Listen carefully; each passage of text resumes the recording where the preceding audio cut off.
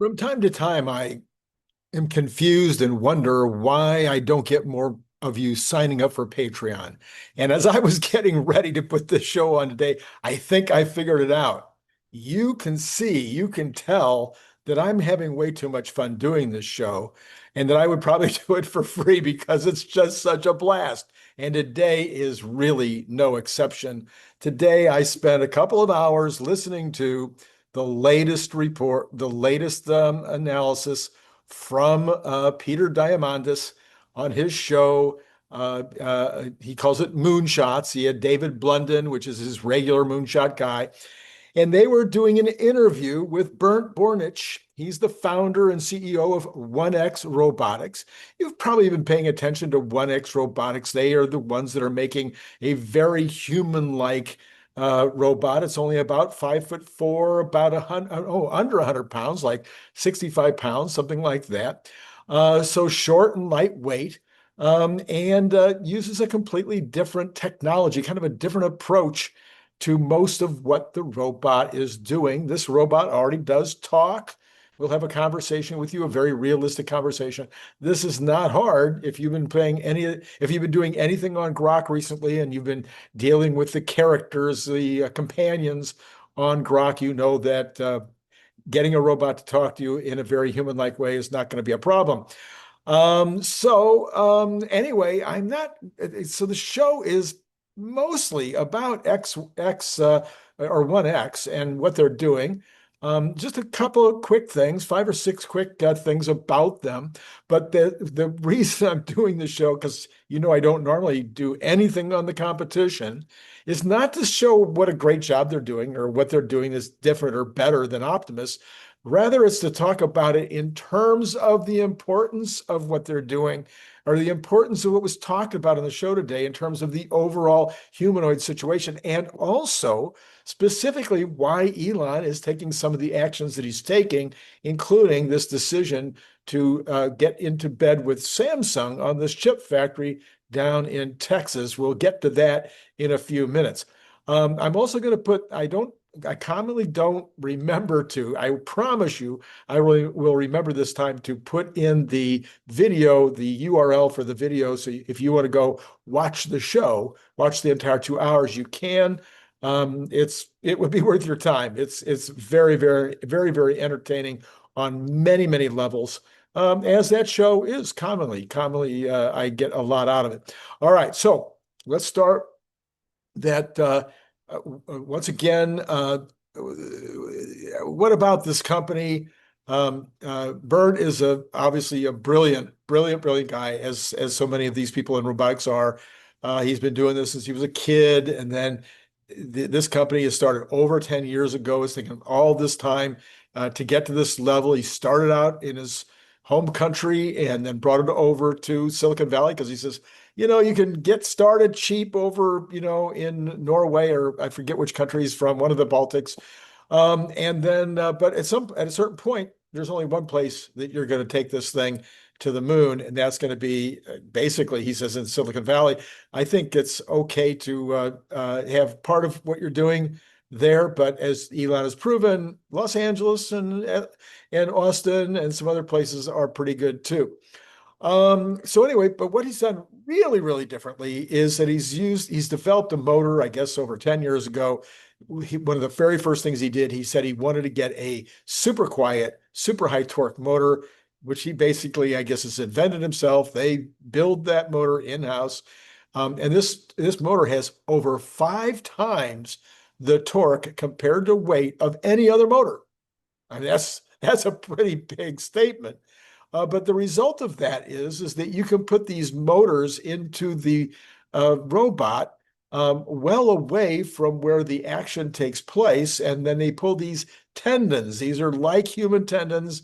They said that was another thing that took them many, many years to develop, were these tendons that are strong enough to do repetitive tasks without stretching, etc. You can guess all the problems that you could run into using tendons. And he says that it took him many, many years to get that right. But as a result, you've got a very quiet robot. He says completely silent robot.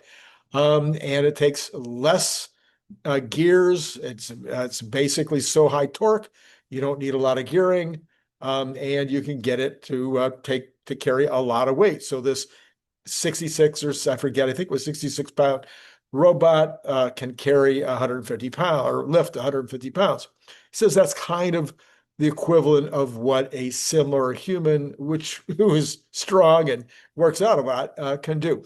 So anyway, that's kind of I would call it the big deal that 1X has compared to anybody else. That's a key to what they're doing. Second point that I thought was extremely interesting is they're planning to start shipping for home use this year. They're going to be taking applications later this year for people to put them in their home. They'll be kind of beta testers. I don't know if they're going to have to pay for the robots or whether they're going to get them, some discount or how it's going to work. But they're going to have these beta testers this year. And then they plan to get up to a run rate by the end of next year of about 20,000. They've got one factory already in place and a second factory under development. So they're very, very serious. They have plenty of funds. They've gotten money from NVIDIA, from OpenAI, go down the list, a whole bunch of major, major players who are believing in what they are doing. Anyway, he said that also, he says, look, people think these are going to be way more expensive than they are. You've heard me say that I think that Tesla should be able to sell their bots for 110,000, and they should be able to that should be market value for their bots, and maybe even more than that, maybe $100,000 a year to lease them. He says he sees their bots going out the door at about 30 grand, less than 30 grand maybe, and less than, if you lease them, less than $300 a month. So I don't know. There's going to be such demand and so little supply. It seems as if it would be kind of silly to sell them for 30 grand if people would be willing to pay 50,000 or 100,000 for the same product. NVIDIA doesn't sell their chips at normal margins when they have absolute control over the market. So I'm not sure that he'll actually, but I guess there's going to be 80 or 100 companies out there selling these bots, and some of the Chinese ones are already at 15,000. They don't have nearly the capability of, I guess their bot is called 𝐒𝐻𝐚𝐲. They don't have nearly the capability of 𝐒𝐻𝐚𝐲, but we'll see what the pricing strategy looks like with Elon aiming for a general purpose robot for factories. It's going to be worth more as it takes over factory labor. Anyway, he also believes that over time that they'll be increasing their production per year at about the same rate that Apple did on the Apple iPhone, which would be about 1.7x per year, as compared to Elon, who has talked about growing production at something on the order of a 10x a year. So that's interesting that there's such a difference. But as he points out, if you start off with a run rate next year of 20,000 and you start doing 1.7x per year, it doesn't take very long to get up to some really big numbers. Then he thinks that there will be 10 billion bots in use before 2040, which is a lot less than maybe other people might be thinking. But remember, 10 billion bots would be more than all the humans in the entire world in 2040. So that would be one per human. That would be kind of interesting. They did talk about whether the people would have more than one bot in their household, or maybe one bot per human in the household, or maybe even if there was only one or two of you, you might need more than two for the family. If you've heard some of my analysis, some of my videos that I've done, which nobody else has done, or CERN's done a little bit of it. I've done way more than anybody on this in terms of all the jobs they can do around the house, from coach to electrician to wet nurse to doctor to helping you out in an emergency, to being able to help you with any kind of task around the house, hold the ladder or go up the ladder. The list is very, very long. That's just a brief flurry of ideas that most people don't think of. They think, oh, it'll iron my clothes. Ironing your clothes and washing your clothes, that'll be the least important thing that it does in your house. Anyway, so however many it's going to turn out to be, and in terms of the future, it's unclear, but it will be very many millions or hundreds of millions. And of course, Tesla will be, I think, by far and away the leader in this category because, if nothing else, because of their manufacturing capabilities. He went down a list of the things that will be the limiting factor and how fast it can be ramped up. Okay. So he said magnets is a big one. He says China makes all these magnets and that they need a lot of magnets. I mean, they're going to, the actuators need magnets, the motors need magnets. And so these magnets are a big deal. And basically, it's China, China, China. And he says he and everybody on the podcast agreed that the United States government still doesn't get it as to how important it is to get these magnets made in the US. Now, they are talking about it finally. This current administration is talking about magnets. They're talking about the rare earths that are necessary for these magnets. And there are now companies that are being funded, and even the military has actually bought shares in, and will share in the profits of one of these companies that's going to be building magnets in the U.S. But you're going to need a lot more. This is going to be a big limiting factor. Probably even China will not have the capacity to handle what's going to be necessary.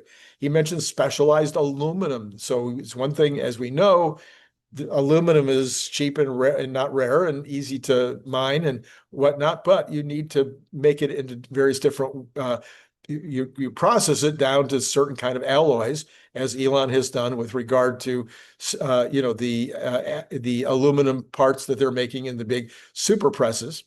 And so he says this is going to be an issue. It's going to be a problem getting enough of this specialized aluminum, at least for his bots. He mentioned labor is going to be one of the biggest problems. He says, imagine you only need a little bit of labor to make an iPhone, but you need a lot more labor to make each one of these bots. And he says, well, okay, so you're going to use bots to build the bots.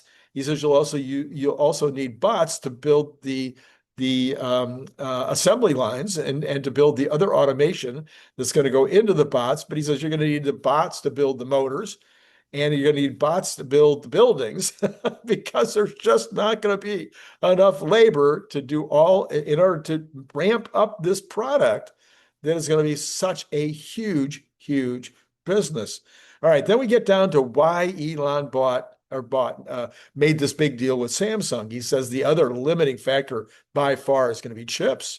I mean, let's face it, there's only a couple of big chip makers in the world, TSMC, AMD. There's Samsung, there's a limited number of people that have these chip fabs. And then once you've built these chips, you'd have to be sophisticated at it. And then you've only got one company in the world that makes the printers that or the designer. I'm not exactly sure what they do over there, but they build something that allows these companies to print on these chips. And they're like all by themselves. They're like the only one that can do the sophistication. So chips are going to be one of the issues. And this is where the story, where my thumbnail comes in, is Elon bought Samsung made the deal with Samsung for the fab in Texas, where it will be exclusively making chips for Tesla. So what I keep saying, he bought them in a way, it's as if Tesla owned this fab, because they're only going to make chips for Tesla. And that means that they're going to make massive numbers of chips for all of the applications.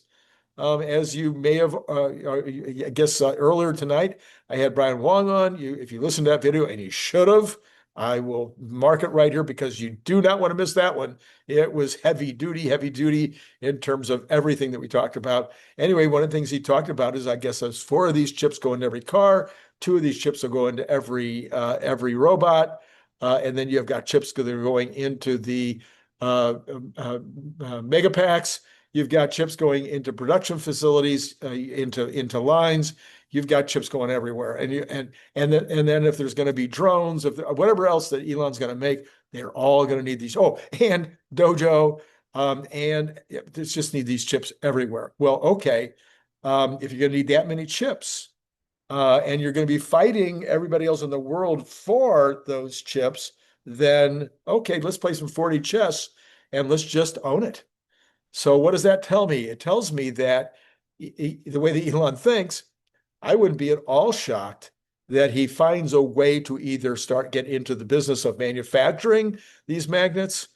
I've already talked about the idea that maybe he would be mining and or refining rare earths, or that he would buy into companies that are doing that, or that he would make deals with companies that are doing these, and that he would make deals with the magnet companies. And of course, they're making their own motors, but you're going to need to buy the magnets. So all of this is it is a supply chain nightmare coming right at us in terms of the ability to make these humanoids. All right, so then XA is going to make X1, I'm sorry, is going to make their humanoids for home use first rather than industrial use. So they're not really going to be competing with Tesla at all. They're going to be looking at making them for you and me to clean our clothes and iron them, but also for all the list of the things that I've been talking about for years in the home, which will be quite wild. It's going to be it will do things. It's going to teach your kids. It's going to play with your kids. It's going to be your kid's coach in order to help the kid become better at baseball or golf or macrame, or I don't know, whatever the kid wants to do. I want to become better at playing the piano. The robot will be sitting next to him on the bench, teaching him how to play the piano. Anyway, that's another whole other story, but there you go. There's a few more ideas. He does see in the future, one of the things in terms of the humans, jobs in the future, he sees a very, very big coordination between humans and humanoids in the workforce, a lot of collaboration, things that the humans will be better at, things that the humanoids will be better at. And he sees this as how the future will play out. Now, in the new book, that's the chapter I'm in right now. We talked about this a little bit a few nights ago. I see millions of jobs, millions and millions of jobs that are going to be popping up. I don't think this is not even going to be close to being a problem in the future that people talk about. There's going to be so many jobs. I think there'll be job shortages even when we've got 10 billion bots. As usual, of course, they talk about abundance. This is, of course, Peter Diamandis. He's written a book called something about abundance, and that's what he talks about all the time is abundance. This is the ultimate outcome. What will it mean to have these robots creating so much production, so many services? One of the things I talk about all the time also is how clean every city is going to be. We've got Trump right now trying to clean up Washington, D.C. Well, 4 or 5 years from now, when we have all these bots, you will have humanoids in those parks making sure that the tents don't get set up in the first place. You will have humanoids that will be making sure that people are not sleeping on the sidewalks. You will have humanoids that will be protecting your house. That'll be another one of their jobs when they live with you. And they will be protecting your businesses, and there will not be the crime in the streets that we see today. And so there you go. Abundance is coming, and it's going to impact us in ways that we have not even imagined yet, as of course, some of the things that have happened as a result of personal computers, the internet, and smartphones. We couldn't have imagined what came as a result of those. Finally, they say humanoids will be, I told you that humanoids will be cheaper than we think. And maybe this will be something to be easily affordable pretty much for everybody, at least if you're able to do it on a monthly payment plan. So that I thought was extremely interesting. In particular, what I wanted to bring to your attention was the supply chain issue and how Elon Musk is years ahead in thinking about this stuff. It is shocking. He is thinking about the fact that chips, there's not going to be a chance in the world that there's going to be enough chips 3, 4, 5 years from now to go around for all the people that are going to want those chips. He has done what he needed to do to make sure he's never going to be the guy that gets the short end of the chip stick. So as I just mentioned, what amazing stuff this weekend. I said that the Brian Wang show from earlier today, you've got to watch that. There's the card. Brian will be back tomorrow night. We did a show. There's a kind of two or three shows this weekend that are kind of deep dives, and they are so worth it. So Phil Beisel tomorrow morning, and then Brian Wang tomorrow night. And in between there, I'll give you the regular news on Saturday. Do not miss anything that's coming tomorrow. And that's why you want to hit notify and subscribe and all the rest. And then I know now you're never going to put any money into my what do you call it? My anything. You're not going to join YouTube. You're not going to participate in Patreon because you know that I just have way too much fun doing what I'm doing. Oh well, I guess I'll live. It's been great talking to you.